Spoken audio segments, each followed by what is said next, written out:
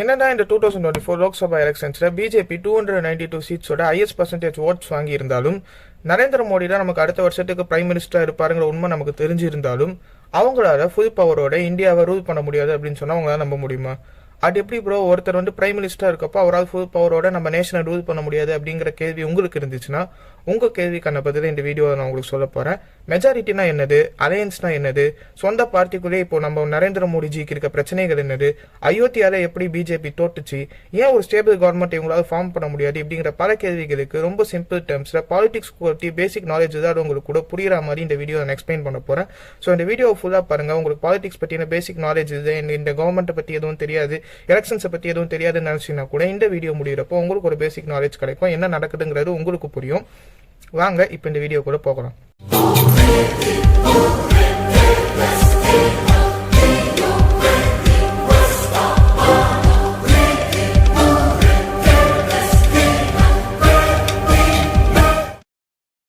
So 2024 Lok Sabha எலெக்ஷன்ஸோட result பார்த்தீங்கன்னா நேற்றைய தினமான 4th ஜூன் அன்னைக்கு ரிலீஸ் ஆச்சு. இதுக்கு முன்னாடி நீங்கள் தெரிஞ்சுக்க வேண்டிய விஷயம் என்னங்கிறது பார்த்தீங்கன்னா பிஃபோர் எலெக்ஷன்ஸ் என்னென்ன நடந்ததுங்கிறத உங்களுக்கு ஒரு சின்ன ரீகேப் கொடுக்குறேன். எலெக்ஷனுக்கு முன்னாடி பார்த்தீங்கன்னா 2 பெரும் கட்சிகள் இந்தியாவில் என்னென்ன அப்படின்னு பார்த்தீங்கன்னா ஒன்று காங்கிரஸ், இன்னொன்று பிஜேபி. ஸோ ரூலிங்கில் இருந்த பார்ட்டி என்னங்கிறது பார்த்தீங்கன்னா பிஜேபி. இவங்க எல்லாரும் சேர்ந்து அலையன்ஸ் மாதிரி ஒன்று ஃபார்ம் பண்ணுறாங்க. அதாவது பிஜேபியை சார்ந்திருக்க கட்சிகளும் சேர்ந்து என்டிஏ அப்படிங்கிற பேரில் ஒரு அலையன்ஸை ஃபார்ம் பண்ணுறாங்க. காங்கிரஸை சார்ந்து இருக்கக்கூடிய கட்சிகளும் சேர்ந்து இந்தியா அப்படிங்கிற ஒரு அலையன்ஸை ஃபார்ம் பண்றாங்க. இப்போ என்டிஏ, இந்தியா இந்த 2 அலையன்ஸுகளோட போட்டி தான் இந்த 2024 லோக்சபா எலெக்ஷன்ஸ். இந்த 2 அலையன்ஸ்ல யாருக்கு அதிகமான எம்பி சீட் கிடைக்குதோ அவங்க சூஸ் பண்ற கேண்டிடேட் தான் நம்மளோட அடுத்த 5 வருஷத்துக்கான பிஎம் இருப்பாரு. ஸோ இந்தியா அலையன்ஸ் ராகுல் காந்தியை பிஎம் கேண்டிடேட்டாகவும், என்டிஏ அலையன்ஸ் மூடிஜியை பிஎம் கேண்டிடேட்டாகவும் வச்சு கேம்பெயின் நடத்தப்பட்டது. இதோட ரிசல்ட்ஸ் தான் நேற்றைய தான் இந்த எலெக்ஷனோட ரிசல்ட்ஸ் நமக்கு ரிலீஸ் ஆயிருக்கு. ஸோ அந்த ரிசல்ட்ஸ் என்னென்ன சொல்லுது அப்படிங்கறத உங்களுக்கு ஒரு சின்ன பிரேக் டவுன் கொடுக்குறேன், வாங்க பார்க்கலாம். இப்போ முதல்ல நான் ரூலிங் பார்ட்டியான என்டிஏ அலையன்ஸோட பிஜேபி கவர்மெண்ட் என்ன ரிசல்ட்ஸ் கொடுத்துருக்காங்க அப்படிங்கிறத பார்க்க போறோம். ஸோ என்டிஏ அலையன்ஸ் பார்த்தீங்கன்னா மொத்தமாக 292 எம்பி சீட்ஸ் ஜெயிச்சிருக்காங்க.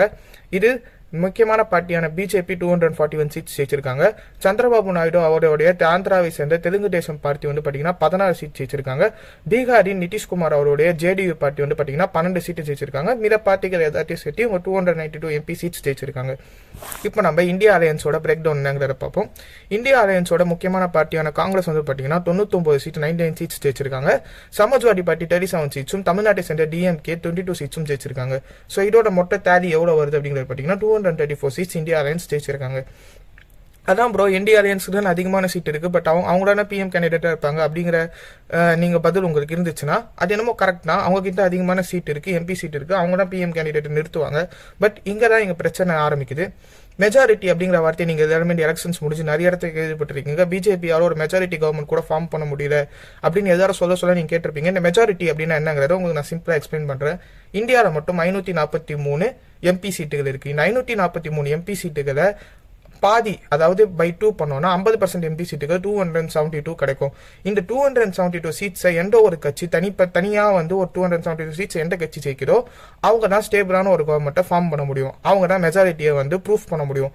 இப்போ பிஜேபி ஆகட்டும், காங்கிரஸ் ஆகட்டும், 2 பேருமே 272 அப்படிங்கிற டார்கெட்டை ரீச் பண்ணல.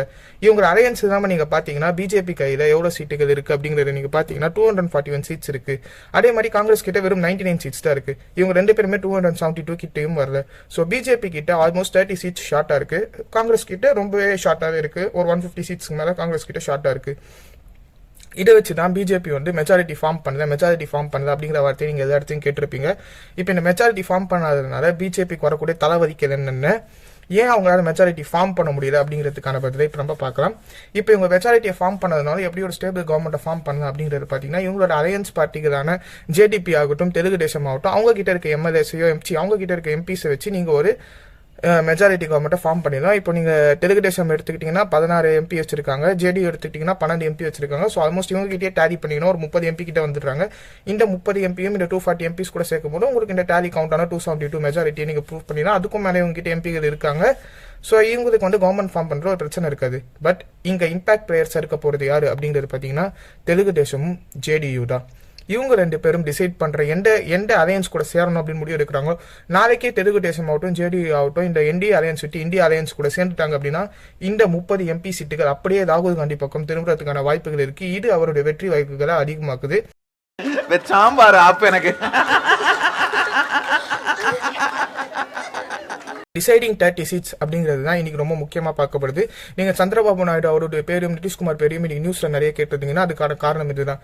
இந்த எலெக்ஷனை பொறுத்த வரைக்கும் இந்தியன் பாலிடிக்ஸ் இவங்க 2 பேர் தான் இப்போதைக்கு கிங் மேக்கர்ஸ். ஸோ இந்த அலையன்ஸ் பிரச்சனைனால என்னென்ன பிரச்சனைகள் வந்து பிஜேபிக்கு வருது அப்படிங்கறத பாத்தீங்கன்னா, பிஜேபியோட ஹோம் மினிஸ்டரான அமித்ஷா இருக்காரு இல்லையா, அவரை வந்து ஹோம் மினிஸ்டர் பதவியில இருந்து தூக்கணும் அப்படிங்கிற டிமாண்ட் வந்து சந்திரபாபு நாயுடு வச்சதா ஒரு ரூமர் சொல்லப்படுது. அதே மாதிரி இப்போ நீங்க வந்து ஒரு கட்சிக்கு நீங்க சப்போர்ட் பண்றீங்க அப்படின்னா அந்த கட்சி கிட்ட நீங்க நிறைய டிமாண்ட்ஸ் வைப்பீங்க இல்லையா, அந்த மாதிரி சந்திரபாபு நாயுடுவும் சரி நிதிஷ்குமாரும் சரி எக்கச்சக்க டிமாண்டுகளை பிஜேபியை நோக்கி வச்சிருக்காங்க. இந்த மாதிரி அமித்ஷா பதவி விலகணும், அதே மாதிரி டெபுட்டி பிஎம் போஸ்ட் வந்து எங்க கட்சியை சேர்ந்தவங்களுக்கு கொடுக்கணும், 2 ஸ்பீக்கர் பதவிகள் எங்க கட்சியை சேர்ந்தவங்களுக்கு கொடுக்கணுங்கிற மாதிரி நிறைய டிமாண்ட்ஸ் வச்சுக்கிட்டே இருக்காங்க. இது பிஜேபி கவர்மெண்ட்டை ரொம்பவே வந்து பாதிக்குது. ஏன்னா அவங்களால சுயேட்சை எந்த ஒரு முடிவும் எடுக்க முடியாது, அவங்களால தனிச்சு எந்த முடிவும் எடுக்க முடியாது. அவங்க இந்த கட்சிகளை எதிர்த்தாங்க அப்படின்னா சந்திரபாபு நாயுடு ஆகட்டும் நிதிஷ்குமார் ஆகட்டும் இந்தியா அலையன்ஸ்ல போய் சேர்ந்துருவாங்க. இப்போ ரிசல்ட்டே டோட்டலா மாறக்கூடிய நிலைமைக்கு தள்ளப்படுவாங்க. ஸோ இதுதான் இந்த அலையன்ஸ்ல இருக்க பிரச்சனை. இப்போ பிஜேபி கவர்மெண்ட்டுக்கு இருக்க பிரச்சனை என்னங்கிறத நான் உங்களுக்கு ஈஸியா சொல்லிட்டேன். இவங்களால இப்போ அவங்க நினைச்ச மாதிரி எதையும் தனியா பண்ண முடியாது. இப்போ அவங்க ராமர் கோயில் கட்டி காசை வேஸ்ட் பண்ணணும்னு நினைச்சாங்கன்னா அவங்களால அதை தனியா பண்ண முடியாது. அவங்க வந்து ஒரு சர்தார் வல்லபாய் பட்டேலுக்கு 2000 கோடி ரூபாய்க்கு செலவு வைக்கணும் அப்படின்னு நினைச்சாலும் அவங்களால காசை வேஸ்ட் பண்ண முடியாது. அவங்க நினைச்சா மக்கள் காசை வேஸ்ட் பண்ண முடியாது. அது சந்திரபாபு நாயுடு நினைச்சாலும் நிதிஷ்குமார் நினைச்சாலும் முடியுமே தவிர வேற யாரு நினைச்சாலும் பிஜேபி சுயேட்சை எந்த ஒரு முடிவுகளையும் இந்த 5 வருஷத்துல அவங்களால எடுக்க முடியாது. இதுவே காங்கிரஸுக்கு கிடைச்ச இந்த மக்களுக்கு கிடைச்ச ஒரு பெரிய விக்டரினே சொல்லலாம். அடுத்த 5 வருஷத்துக்கு பிஜேபி சுயேட்சை எந்த முடிவும் எடுக்க முடியாது. அப்படி அவங்க எடுத்தாங்கன்னா ஆட்சியே கலையக்கூடிய நிலைமைக்கு அவங்க தள்ளப்படுவாங்க. இவங்க அலையன்ஸ் டிபெண்ட் பண்ணி இருக்கிறதுக்கான பிரச்சனைகள். இதனால தான் நான் முன்னாடி உங்களுக்கு வீடியோ ஸ்டார்டிங்ல சொன்னேன் பிஜேபியால ஃபுல் பவரோட ரூல் பண்ண முடியாதுன்னு. அவங்க ஏன் ஃபுல் பவரோட ரூல் பண்ண முடியாது அப்படிங்கிறது பாத்தீங்கன்னா, இந்த மாதிரி அவங்க கிட்ட மெஜாரிட்டி கிடையாது. மெஜாரிட்டி இல்லாத போது அவங்க அலையன்ஸ் கட்சிகள் என்ன சொல்றாங்களோ அதை கேட்டு நடந்துக்கிற நிலைமைக்கு தள்ளப்படுவாங்க. இதுதான் ஃபர்ஸ்ட் நான் உங்களுக்கு சொல்ல வேண்டிய விஷயம். அடுத்து ஓன் பார்ட்டிக்குள்ள மோடிக்கு இருக்க பிரச்சனைகள் என்னென்ன. இப்போ இந்த எலெக்ஷனுக்கு முன்னாடியே பேசப்பட்ட ஒரு விஷயம் என்ன அப்படிங்கிறது பாத்தீங்கன்னா, என்னதான் பிஎம் கேண்டிடேட்டா என்டிஏல இருந்து மோடியை நிக்க வச்சாலும் எலெக்ஷனுக்கு பிறகு ஒரு 2 வருடங்களுக்கு பிறகு நரேந்திர மோடி பதவி விலகிடுவாரு, அவருக்கு பதிலாக யோகி ஆதித்யநாத் அடுத்த பிஎம் இருப்பாரு அப்படிங்கறத எல்லாரும் பேசப்பட்ட ஒரு விஷயம். பட் இது ஏன் அப்படிங்கறத பாத்தீங்கன்னா, பிஜேபிக்குள்ளேயே ஒரு சின்ன ஒரு பாலிசி மாதிரி வச்சிருக்காங்க. 75 வயசு ஒரு ரிட்டையர்மெண்ட் ஏஜா பிஜேபி இருக்கவங்க பிக்ஸ் பண்ணி வச்சிருக்காங்க. 75 வயசையே அவங்க வந்து ஒரு ரிட்டையர்மெண்ட் ஏஜா வச்சிருக்காங்க அப்படின்னு பாத்தீங்கன்னா, பிஜேபி பார்ட்டிக்குள்ள எல்லாருக்குமே வந்து இது ஒரு காமன் ரூல் மாதிரி வச்சிருக்காங்க. 25 வயசுக்கு மேல கட்சியில வந்து அவங்க ஆக்டிவா பணியாற்றக்கூடாது. அவங்க எந்த ஒரு பதவியில இருந்தாலும் பதவி விலகிட்டு அடுத்து வரக்கூடிய நபருக்கு அந்த பதவி கொடுக்கணும் அப்படிங்கிறது தான் இந்த கட்சியோட ரூல்ஸ். இப்போ நம்ம பாத்தீங்கன்னா நரேந்திர மோடி அவர்களுக்கு இப்போ 73 வயசாவது. நான் சொன்ன மாதிரியே அவர் 2 வருஷம் பிஎம் கேண்டிடேட்டா இருந்து இதே ஒரு காரணமா காட்டி கட்சியின் சார்பாக நான் விலகி கொள்றேன் அப்படின்னு ஒரு விலகிட்டு யோகி ஆதித்யநாத்தையோ அடுத்து வரக்கூடிய பிஎம் கேண்டிடேட்டோ புதுசா பிஜேபி நிறுத்துற பிளான்ல தான் ஆக்சுவலா முன்னாடியே இருந்தாங்க. பட் இப்போ என்ன அப்படிங்கிறது பாத்தீங்கன்னா, நரேந்திர மோடி 400 சீட்டு ஜெயிப்பேன் 400 பார் அப்படிங்கிற ஒரு டேக்லைனோட தான் இந்த எலெக்ஷனுக்குள்ளே வந்தாரு. ராகுல் காந்தியை பப்புங்கிற வார்த்தையால பயங்கரமா கலாச்சிட்டு நான் 400 சீட்டு தனியா ஜெயிச்சு காட்டுறேன், பிஜேபி அலையன்ஸ் 400 சீட்டு ஜெயிச்சு மெஜாரிட்டி ஈஸியா ப்ரூஃப் பண்ணும் அப்படின்னு சொல்லி நரேந்திர மோடி கொடுத்த எல்லா வீடியோக்களும் இன்னும் யூடியூப்ல இருக்கும், நீங்க போய் பார்க்கலாம்.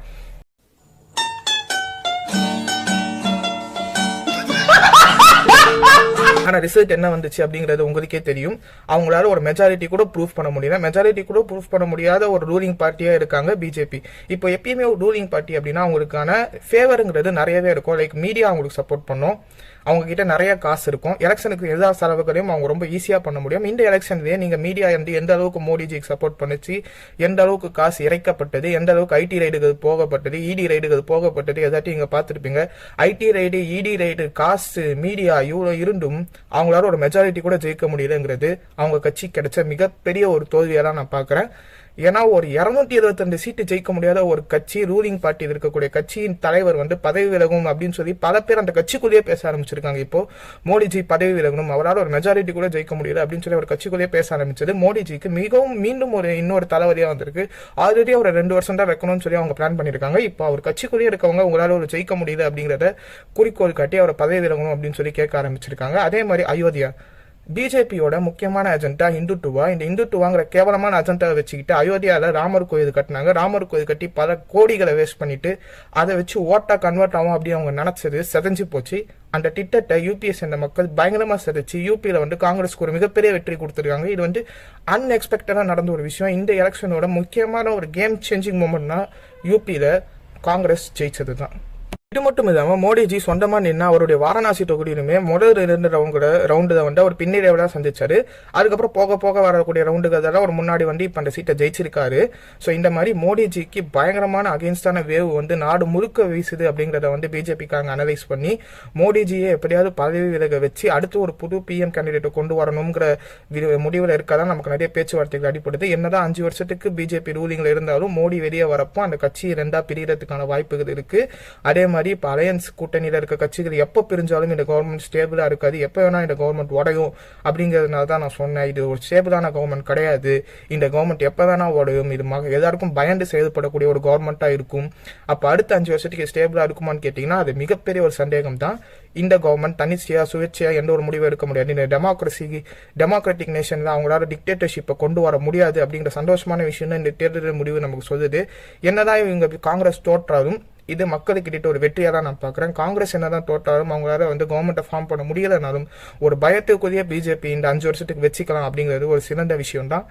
இந்த விஷயத்த நம்ம மக்களை பாராட்டி ஆகணும். குறிப்பா யூபிஏ சேர்ந்த மக்களையும் நார்த் இந்தியாவில் இந்த இந்துத்துவாவோட கேவலமான அரசியலின் வலைக்குள்ள விதாத மக்களையும் நம்ம கண்டிப்பா பாராட்டி ஆகணும். இந்த வீடியோ உங்க எல்லாருக்கும் பிடிச்சிருக்கும்னு நினைக்கிறேன். உங்களுக்கு புரியுற மாதிரி டேர்ம்ஸ்ல மோடிஜிக்கான பிரச்சனைகள் என்ன, இந்த கட்சிக்குள்ள இருக்க பிரச்சனைகள் என்ன, இந்த அலையன்ஸ்னா என்ன அப்படிங்கறத எக்ஸ்பிளைன் பண்ணிருப்பேன். இப்போதைக்கு சிம்பிள் வச்சு சொல்லணும் அப்படின்னா சந்திரபாபு நாயுடு அவர்களும் நிதிஷ்குமார் அவர்களும் எந்த பக்கம் எப்ப வேணாலும் இந்த அலையன்ஸ் விட்டு வெளியே வரலாம். அப்படி அவங்க வெளில வரப்போ இந்த கவர்மெண்ட் சாயும், திரும்ப ஒரு புது கவர்மெண்ட் வரதுக்கான வாய்ப்புகள் அதிகமாகவே இருக்கு அப்படின்னு சொல்லி இந்த வீடியோ நான் முடிச்சுக்கிறேன். உங்களுக்கு இந்த வீடியோ பிடிச்சிருந்தா இன்னும் இதே மாதிரி நிறைய வீடியோக்கள் நம்ம சேனலை பார்க்கணும் அப்படின்னு நினைச்சீங்கன்னா மறக்காம நம்ம பாட்காஸ்ட் சேனலையும் நம்ம இன்ஸ்டா பேஜையும் ஃபாலோ பண்ணிக்கோங்க, நம்ம யூடியூப் சேனலை சப்ஸ்கிரைப் பண்ணிக்கோங்க. Until then, signing off, you won.